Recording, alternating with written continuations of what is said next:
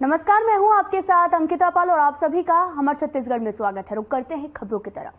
Korea जिले सोहनत विकास खंड के सलगवा कला के स्कूली मैदान में बीजेपी की आम सभा आयोजित की गई, जिसमें केंद्रीय रक्षा मंत्री राजनाथ सिंह ने चुनावी सभा को संबोधित किया। इस दौरान उन्होंने कहा कि भारत अब कमजोर नहीं रहा, कोई हमारे देश को आंख नहीं दिखा सकता। हमारा संकल्प है कि हम किसी को भी छेड़ते नहीं हैं, लेकिन कोई हमें छेड़ेगा तो हम उसे छोड़ेंगे भी नहीं।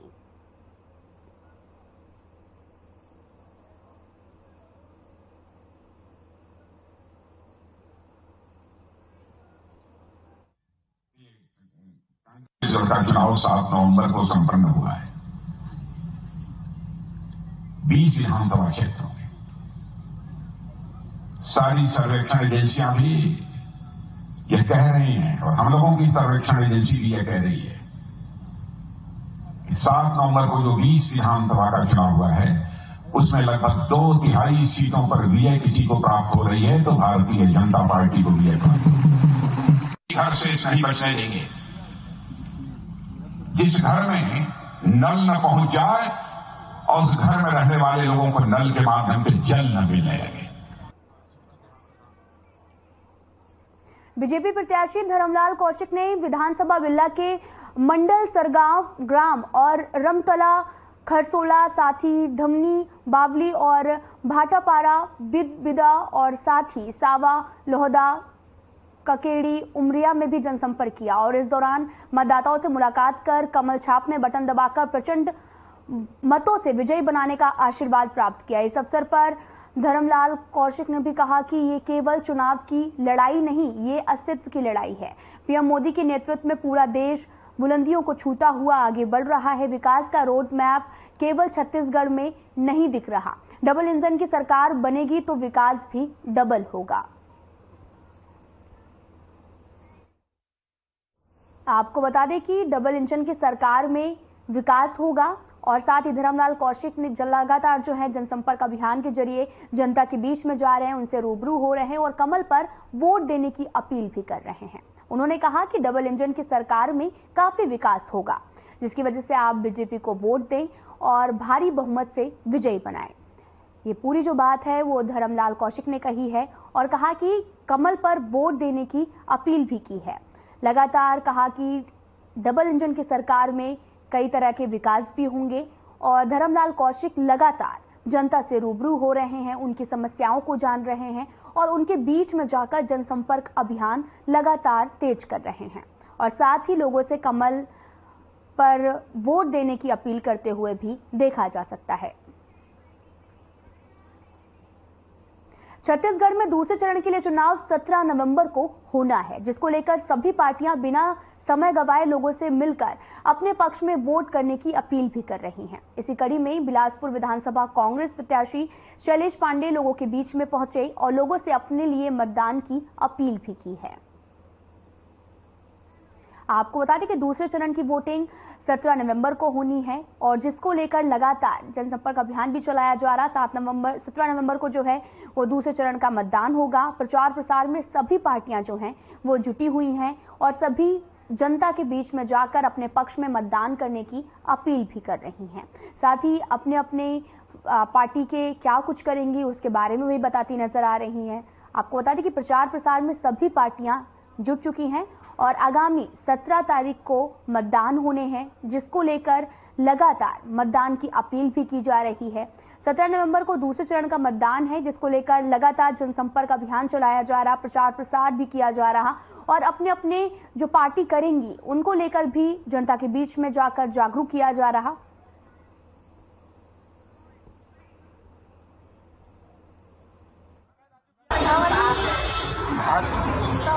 दिवाली, छोटी दिवाली में माननीय विधायक प्रत्याशी शैलेश पांडे राजीव प्लाजा में व्यापारी चुनाव प्रचार के लिए इससे अच्छा फर्क पड़ता है व्यापारियों के बीच में मेल जोल होती है और सब व्यापारियों को अपनापन लगता है। दिवाली की बधाई भी हो गई।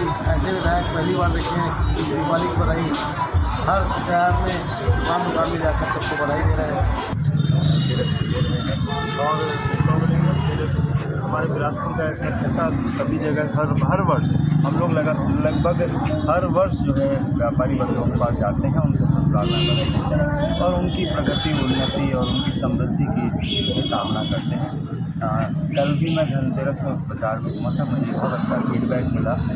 लोग व्यापारी बंधु जो है बहुत खुश थे और ग्राहकी उनकी बहुत अच्छी रही। तो ये एक अच्छा निशान है, अच्छा संकेत है कि आदरणीय भूपेश बघेल जी की सरकार में जो योजनाएं थी वो प्रति व्यक्ति जो आय बढ़ी है, प्रति व्यक्ति जो लाभ हुआ है, जो योजनाओं का जो पैसा उनके अकाउंट में डायरेक्ट गया है, वो सारी चीज़ें मार्केट में की समृद्धि से दिख रही हैं। एक समाचार के अनुसार विगत 12 वर्ष का जो रिकॉर्ड है इन 2 दिनों में टूटा है पूरे प्रदेश में। क्या कारण मानते हैं? मैं इसको यही मानता हूँ कि जो हमारे सरकार है, कांग्रेस की सरकार छत्तीसगढ़ में आई, उस कांग्रेस की सरकार की जो योजनाएं थी, चाहे किसान भाइयों की हो, चाहे मजदूर भाइयों की हो, चाहे राजीव गांधी किसान न्याय योजना हो, चाहे हमारे आदिवासी की लघु वनोपज योजनाएं हो, और आने वाले समय में भी जो हम योजनाएं प्रस्तावित किए हैं, घोषणाएं की, वो भी जो है योजनाएं बहुत अच्छी हैं। और मैं समझता हूँ कि कॉलेज तक शिक्षा को फ्री कर दिया गया है, साथ ही साथ इलाज की सुविधा।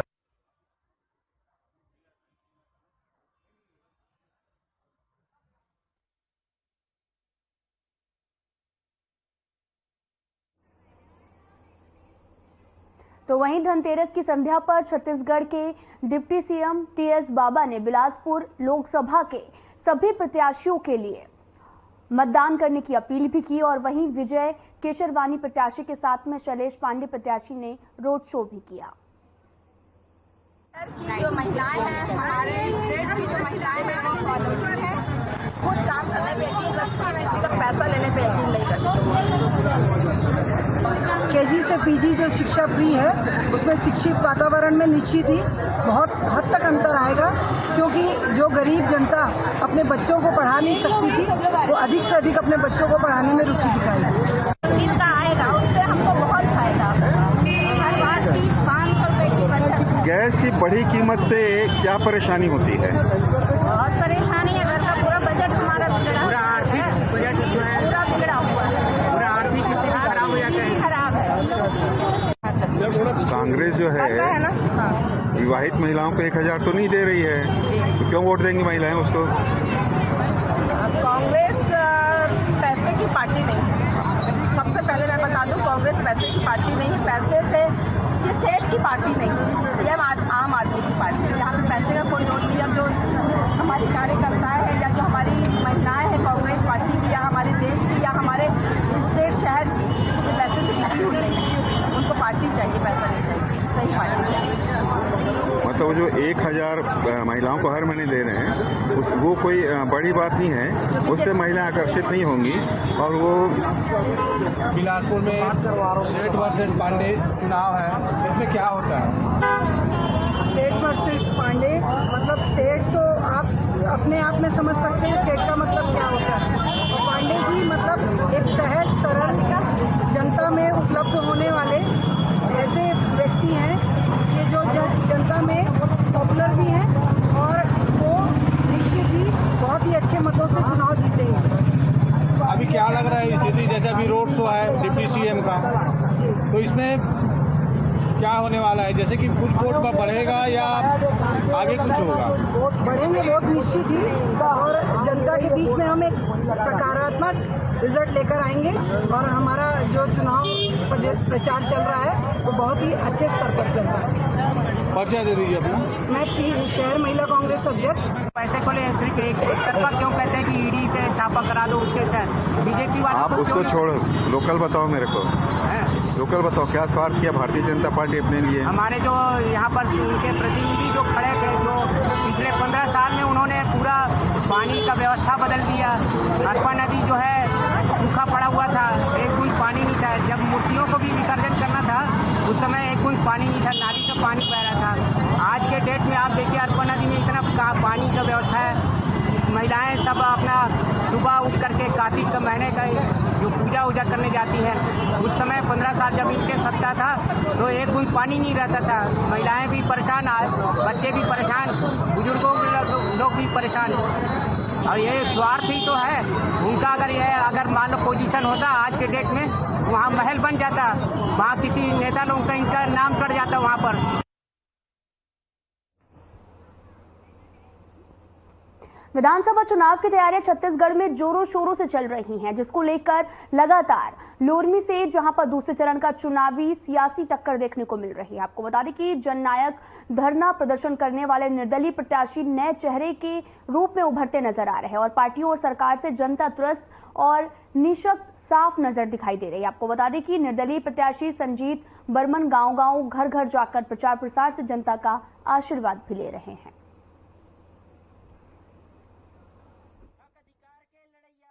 नमस्कार, मैं माखनलाल और यहाँ पहुँचा हूँ प्रत्याशी हक के लड़ैया हमारे संजीत भैया, हमारे प्रत्याशी विधानसभा लोरमी से। अब हम यहाँ चाहते हैं हमारे जो विधायक प्रत्याशी जो है किस प्रकार का डेवलप करेंगे, कैसे अधिकार का, जैसे हनन का और जितने भी औपचारिकता है उसको समझाया गया है इस भैया के द्वारा। और इस बार पार्टी का निष्पक्ष पार्टी है, जनता जान चुकी है कि निर्दलीय विधायक के प्रत्याशी के रूप में हमारे संजीत भैया। आइए हम इससे बात करना चाहते हैं। सर, आपका कुछ नाम? मेरा नाम संजीत बर्मन है और मैं चिरौटी का निवासी हूँ। जी, लगातार आप प्रचार के माध्यम से जा रहे हैं, सभी तरफ से जा रहे हैं, इधर से उधर से, किस प्रकार का प्रचार प्रसार हो रहा है? मैं जो पहले कार्य किया हूँ समाज के बीच में, वंचित वर्ग के बीच में, पिछड़े वर्ग के बीच में, उन कामों को लेकर मैं उनके बीच चुनाव प्रचार के लिए जा रहा हूं और उनका समर्थन मुझे मिल रहा है। जी, इस बार बोल रही कांग्रेस की सरकार से, बीजेपी की सरकार से, निर्दलीय की, जनता किसके तरफ जा रही है? इस बार माहौल क्या बन रही है आपको? प्रदेश का तो नहीं पता, लेकिन लोरमी विधानसभा की जनता निर्दलीय प्रत्याशी के रूप में मुझे सहयोग कर रही है। मैं अगर विधायक चुन के जाता हूं तो पिछड़े इलाके के रूप में मैं चुनाव प्रचार के तौर पे देखा हूं कि खुड़िया और उसके पीछे रहने वाले जो आदिवासी भाई बहन हैं उन तक आज भी शिक्षा नहीं पहुंच पाई है, इंटरनेट के साधन नहीं पहुंच पाए हैं, सड़कें पुल अभी भी अधूरे हैं। मैं उन तक शिक्षा, स्वास्थ्य, इंटरनेट, सड़क, पुल लेके जाऊंगा। पिछड़े वर्ग के हक अधिकार दिलाने के लिए जाति आधारित जनगणना के लिए प्रदेश भर में आंदोलन करवाऊंगा और जाति आधारित जनगणना पूरी हो जाएगी तो जाति की जनसंख्या के अनुपात में आरक्षण लागू करवाने के लिए पुरजोर प्रयास हमारे द्वारा किया जाएगा। अनुसूचित जाति वर्ग के लोगों के साथ जो शासकीय कार्यालयों में, थाना में जाति के नाम पे भेदभाव होता है, उनकी रवैया उदासीन होती है, इन अव्यावहारिक अमानवीय व्यवस्था के खिलाफ मैं अपने लोगों को जागरूक करूंगा, उनमें इतना हौसला भर दूंगा कि वे खुद अपनी हक की लड़ाई लड़ने के लिए उतारू रहेंगे। बिल्कुल, यहाँ पर हमारे जो प्रत्याशी जी है अपने जीवन को यदि कहीं कोई छोड़ा जाए तो ये मरने का तक भी अधिकार अपने आप को चुनौती देता है। इसी पर्पस पर हम 1 मिनट और बात करते हैं। इस पर आपका क्या कहेंगे? आपकी जो वाणी है, मैं मर भी जाऊंगा फिर भी से अपने हक के लिए लड़ूंगा, इस पर आपका क्या कहना है? आजादी के 75 साल बाद भी आप जब गांव में जाओगे और जो पक्के मकान में नहीं रहते हैं, जो कच्चे मकान में रहते हैं, उनके घर के भीतर जाके देखिए, उनके घर के भीतर में मूलभूत सुविधाएं अभी भी नहीं है। पंखा, टीवी, कूलर, फ्रिज, जो मूलभूत आवश्यकताएं हैं वे अब तक उन तक नहीं पहुंच पाई है। मैं उन्हें उनके मूलभूत आवश्यकताओं को पूरा करने लायक हालात में लाने के लिए प्रयास करूंगा, उनकी हक अधिकार की बात करूंगा, उनके हितों की रक्षा करूंगा। जिस तरीके से बैगा आदिवासियों के विस्थापन के नाम पर करोड़ों रुपये के बंदरबाट करने वाले उन्हीं के नेता बनने पर तुले हुए हैं, ऐसे आदिवासियों के विकास विरोधी लोगों को जेल भेजवाने का काम करूंगा। जी बिल्कुल, ये प्रत्याशी का स्पष्ट इसका पल्लवन और प्रशिक्षण यथार्थ दिख रहा है। कैमरा पर्सन पीपी पटेल के साथ हर खबर माखनलाल। दीपावली के पर्व को लेकर शहरवासियों और प्रदेश के नागरिकों को दीप पर्व की बधाई देते हुए अमर अग्रवाल ने सभी वर्गों के कल्याण, उत्तम स्वास्थ्य और समृद्धि की कामना की है और आगामी 17 नवंबर को लोकतंत्र के महापर्व में मतदान की आहुति से छत्तीसगढ़ के नवनिर्माण के लिए बीजेपी को आशीर्वाद देने का आग्रह किया।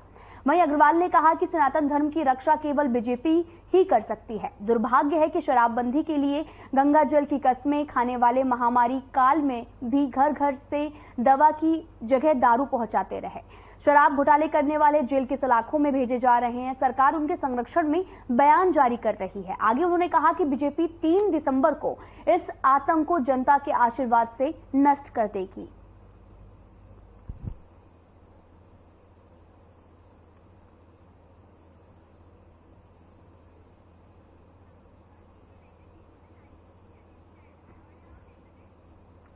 तो वहीं छत्तीसगढ़ के दूसरे चरण का चुनाव 17 नवंबर को होना है। सीएम भूपेश बघेल भी कांग्रेस को दोबारा जीत दिलाने की पुरजोर कोशिश में लगे हैं। इसी को लेकर बखारा के कुरुद में सीएम ने आम सभा को संबोधित किया। लोगों से कांग्रेस को दोबारा जिताने की अपील भी की और क्या कुछ कह रहे आपको सुनाते हैं। आजकल बहुत गारंटी दे थे, रमन सिंह गारंटी नहीं देवा थे, ब्रिजमोहन अग्रवाल गारंटी नहीं दे थे, अजय चंद्राकर गारंटी नहीं दे थे। आजकल नरेंद्र मोदी गारंटी दे, आजकल मोदी जी गारंटी दे। जिंदा है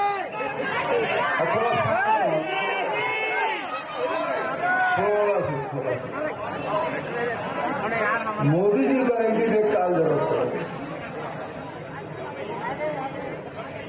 यदि रमन सिंह 2100 रुपये पर धान खरीद लेती तो नरेंद्र मोदी गारंटी देने की जरूरत नहीं रहती। वो 300 रुपया बोनस जिन पांचे 2 साल के दे देती तो मोदी जी गारंटी देने की जरूरत नहीं रहती। ये पहली मन के राशन कार्ड चुनाव पहले बने रही से चुनाव कार्ड दी और 35 किलो जगह 7 किलो थमा दे। यदि ये काम नहीं कर रही थी तो मोदी जी गारंटी देने की जरूरत नहीं। ये आदिवासी मल जर्सी गाय दूंगे और बाड़ी बछड़ू दे देती सब मोदी जी है व्यवस्था।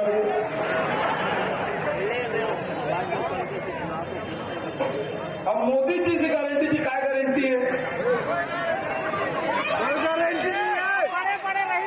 रमन जी की गारंटी की कोई गारंटी नहीं है, लेकिन मोदी जी की गारंटी क्या गारंटी है? 2014 में आए धमतरी सूटा करो और कह से ले मूल्य पहले करो यही कारण है।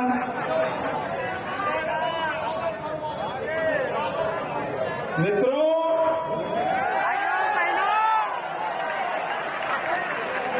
विदेश से काला धन लाऊंगा सबके खाते में 15-15 लाख रुपये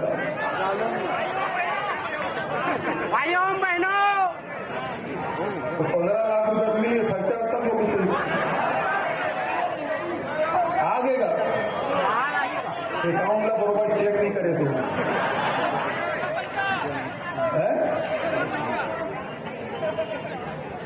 तो मोदी जी की गारंटी की क्या गारंटी? 15 लाख दूंगे तो एक जन लग नहीं दे, पूरे देश भर में नहीं दे। बखारा में कहा जाना दे देते, उन्होंने नहीं दे। फिर कि देश की काला धन निकालूंगा, नोटबंदी करा दी, कौन पैसा सब जमा करके सीधा। ये तो 8 नवंबर के बाद है, आज 11 नवंबर। 3 दिन पहले 8 बजे रात के 2 बजे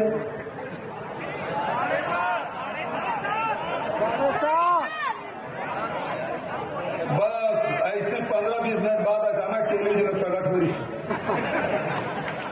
और इस भाइयों बहनों आज रात 12 बजे के बाद 500,000 का नोट रद्दी रातों रात गए चिकुल बदलाया करता था। हाँ वो नहीं चला तो पेमेंट करना है, लेबर के हार्वेस्टर कैंसर के पेमेंट करना है, खातू लेना है, डीजल लेना है, सब लड़का मन का इलाज करना है। आवन के इंश्योरेंस 500 करोड़ धर के 50 दिन देती थी। यदि 50 दिन में काला धन नहीं लाया तो भखारा चौक में खड़ा कर दे केरी से। सालों बीत के अभी तक पता नहीं कि कब का नोट जमा है, कब का काला है, कब का गोरा है। कोनो बता दो, कोनो पता नहीं। तो जिन गारंटी दे रही थे, देखो कोई गारंटी है। मैं पहुंच जाता हूं, मैं कहा किसान क्या है, दुगुना कर दूं और कर बाद 2 करोड़ रोजगार दूंगे, सब बात करने की जरूरत नहीं। लेकिन एक बात हो, जब कोरोना जैसे वैश्विक महामारी आई तब वो मोदी जी की लॉकडाउन लगाई तो 21 दिन दे ये कोरोना भी हिंदुस्तान से बाहर कर दो। लेकिन एक शर्त है कि थाली बजाओ, ताली बजाओ, खूब ताली बजाए, खूब दिया जलाए रहे ना, भागी करो ना, लौट के हायरी से करो ना। तब भैया मोदी जी गारंटी क्या करे, जब 21 क्विंटल खरीदूंगा, 2100 रुपये में खरीदूंगा हाथरी से, तो नहीं खरीदी तो आज 3100 रुपये गारंटी देते, कैसे विश्वास कर। जिन महिला मन कह रही से 35 किलो चावल मिले थे, काट दे 7 किलो कर रही से, आज वो 12,000 रुपया साल के दूंगा तो क्या गारंटी है। आज फार्म बर्बाद है, फार्म भरा क्या जरूरत है। मैं आपसे पूछना चाहता हूं कि हम किसान के ऋण माफी करबो के ऋण कोनो कागरो फार्म भरवा रहे हैं। एक जन किसान बता दो कागरो फार्म भरवा रहे हैं। 2500 रुपये क्विंटल में धान खरीदबो के ऋण कागरो फार्म भरवा रहे हैं। बिजली बिल हाफ करबो के ऋण कागरो फार्म भरवाएं। 4000 प्रति मानक बोरा के दर से तेंदू पत्ता खरीदबो के ऋण कागरो फार्म भरवाएं। आज का और फार्म बर्बाद है और जमा कहां होते, भाजपा कर रहे हैं, पैसा वहीं मिली भाजपा कर रहे हैं।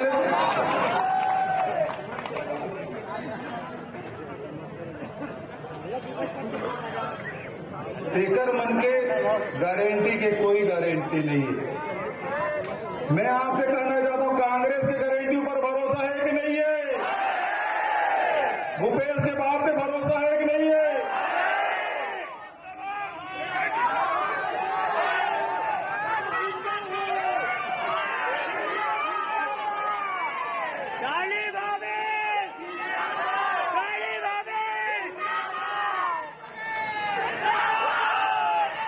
हमारी पहली गारंटी काम शुरू हो गए। पहली गारंटी ये करें जब 20 क्विंटल प्रति एकड़ धान खरीदो कह रहे हैं, उनका शुरुआत हो गए कि नहीं हो गए? 15 क्विंटल, रमन सिंह 15 क्विंटल के 10 क्विंटल कर दी है ना। आंदोलन करे थे फिर 15 क्विंटल। आज किसान मन के धान 20 क्विंटल खरीदे, होते कि नहीं होते? और माननीय अजय चंद्राकर जी का है छत्तीसगढ़ में 20 क्विंटल धान होते नहीं कराए। तस्करी करी किसान फिर इतना। और भाजपा घोषणा पत्र लोगों का कहा थे 21 क्विंटल। तो या तो अजय चंद्राकर लबारी मारो तो या भाजपा वालों में लबारी मारो।